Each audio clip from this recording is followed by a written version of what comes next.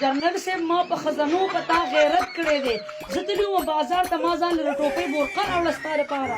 جنرال صاحب زه پسې د کونړ په سیند راوړم، د کونړ په سیند پسې در راوړم.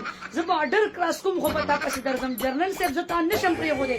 ته زما مینه یې، ته زما غیرت یې، او ته په ما باندې غیرت نه کې ما نه بوځې. دا راباندې کې چې زه په بارډر باندې په تا پسې در وتښتم جنرال صاحب. که اوس تاسو دې غویمې ته وګورئ که نه، دا جنرال موبین به ومریان وي چې دا په څه فساد واغوښتم او دا څه مې وویله.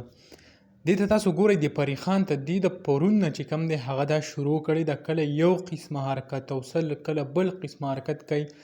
وایي چې زه په جنرال موبین پسې چې کوم دی هغه افغانستان ته ځم.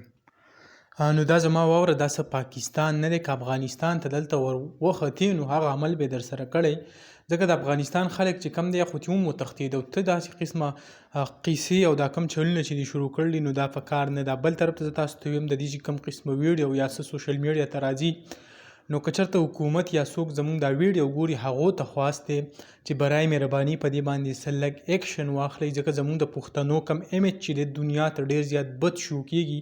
نن سبا خو ټیک ټاک هر څه هغه حد له شرمولي دي چې هغه کم د حد هغه انتهای کړی د نور داسې شرم هم نشي کولی لکه ستا حرکتونه چې دا کوي.